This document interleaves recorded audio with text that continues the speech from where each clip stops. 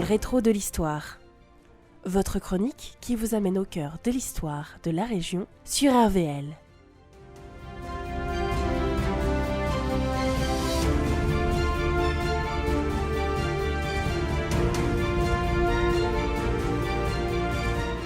Personnages, lieux, anecdotes, plongez-vous dans l'histoire de l'agglomération d'hier et d'aujourd'hui.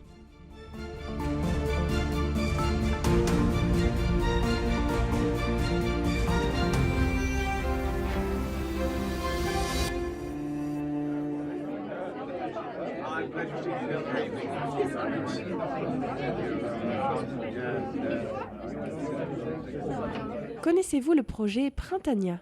C'est un projet de maison close à Harfleur lors de la Première Guerre mondiale. Gérard Lecornu de l'association Les Lézardeurs du Temps nous ramène à la Première Guerre mondiale, entre guerre et prostitution.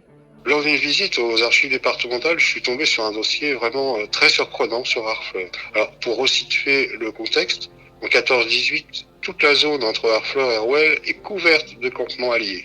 Alors, il y avait là des Écossais, des Anglais, évidemment, des Irlandais, des Canadiens, des Australiens, et ils étaient fraîchement débarqués du Havre. Il y a en permanence une dizaine de milliers de combattants ou blessés convalescents qui séjournent plusieurs jours dans ces camps, en attendant leur départ pour le front. C'est une rotation incessante. On imagine bien que tous ces jeunes soldats, qui sont pour la plupart du temps jamais sortis de leur village, essaient malgré la discipline militaire de se faufiler jusqu'à Harfleur. Évidemment, les bistrots font des belles affaires, mais l'alcool aidant, les femmes d'Harfleur sont souvent importunées. Les militaires français, confrontés dans toutes les guerres à ce type de problème avec leurs troupes, répondent avec l'installation près des casernes de maisons dites de tolérance. En 1914, ces officines sont tout à fait légales et surveillées par la police en France. En temps de guerre, les autorités militaires y voient aussi un moyen de lutter contre les ravages des maladies vénériennes.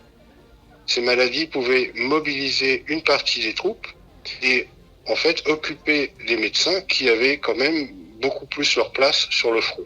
En 14-18, c'est l'autorité militaire qui supervise l'installation des maisons closes et justement à Harfleur, l'implantation d'une maison close leur paraît la solution au désordre de la ville. Chaque pensionnaire doit être répertorié et ausculté tous les 2 jours par un médecin militaire.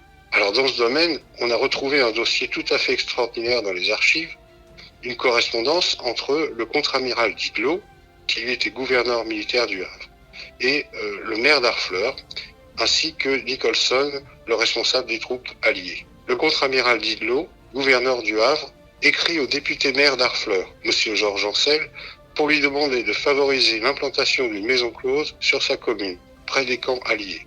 Début 1918, le député maire d'Harfleur, lui-même assailli par ses électeurs à cause des troubles, est contacté par une tenancière qui gère déjà 2 établissements au Havre, rue des Galions. Elle s'installe sur la route de Rueil et demande l'autorisation d'ouverture.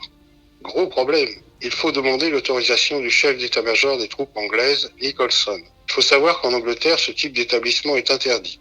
De plus, Nicholson s'emporte en affirmant que ces soldats ne sont en aucun cas la source des troubles en ville. Le chef français, donc le contre-amiral Didlot, lui fait remarquer que ce sont des médecins anglais qui présents à Harfleur, des médecins militaires, qui affirment que c'est aussi une bonne solution pour limiter les maladies vénériennes qui déciment également les troupes alliées. Le chef d'état-major anglais, en guise de réponse, demande le nom de ces médecins, qui évidemment ne seront jamais donnés, et interdit purement et simplement l'implantation du projet Printania, le nom qui avait été prévu pour cette maison close. Le dossier se termine sur la lettre de la tenancière qui demande des indemnités. En effet, elle a déjà acheté la maison et l'a totalement aménagée. L'histoire ne dit pas comment s'est terminée cette affaire rocambolesque. Elles sont méprisées du public, elles sont méprisées du public, elles sont bousculées par les flics, elles sont bousculées par les flics et menacées de la vérole, parole, parole, et menacées de la vérole.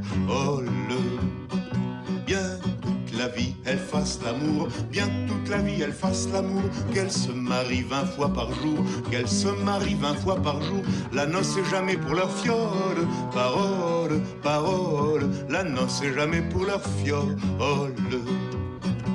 Cette chronique vous est présentée par RVL en collaboration avec l'association harfleuraise Les Lézardeurs du Temps.